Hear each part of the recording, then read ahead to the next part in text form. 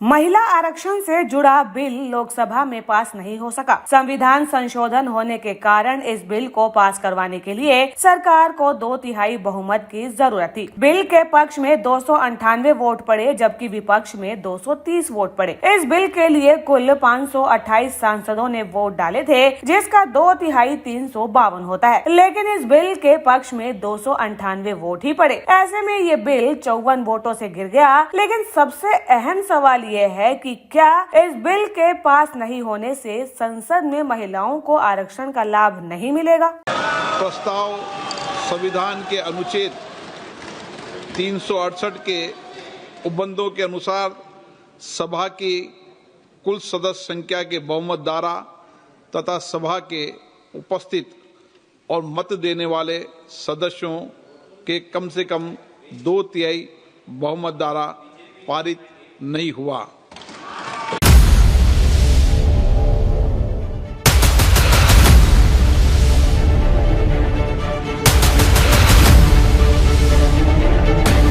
अप्रैल 2026 को लोकसभा में पेश किया गया 131वां संविधान संशोधन विधेयक 2/3 बहुमत न मिल पाने के कारण पारित नहीं हो सका। ये संविधान संशोधन महिला आरक्षण और परिसीमन से संबंधित था। इस संशोधन के जरिए संसद की 543 सीटों से बढ़ाकर 850 सीटें करने का प्रावधान था। गुरुवार से शुरू हुए संसद के विशेष सत्र में 21 घंटे की चर्चा के बाद इस पर वोटिंग हुई थी। लोकसभा में 528 सांसदों ने वोट डाले। इस बिल के पक्ष में 298, विपक्ष में 230 वोट पड़े। बिल को पास करवाने के लिए 2/3 बहुमत की आवश्यकता थी। 528 का 2/3 352 होता है और इस तरीके से ये बिल 54 वोटों से गिर गया। लोकसभा में मौजूदा सांसदों की संख्या 540 है, 3 सीटें खाली है। लोकसभा में इस बिल के गिरने के बाद कांग्रेस नेता राहुल गांधी ने कहा कि हमने संविधान पर हुए हमले को हरा दिया है। हमने साफ तौर पर कहा कि यह महिला आरक्षण बिल नहीं है, बल्कि ये भारत की राजनीतिक संरचना को बदलने का एक तरीका है। अब लौटकर अपने मुद्दे पर आते हैं कि संसद में महिलाओं को आरक्षण का लाभ मिलेगा या नहीं। तो इसका सीधा सा जवाब है कि महिलाओं को आरक्षण मिलता रहेगा, क्योंकि संसद में महिलाओं के आरक्षण से जुड़ा पुराना कानून अभी भी सुरक्षित है। आरक्षण की प्रक्रिया मूल 2023 के कानून के तहत चलेगी।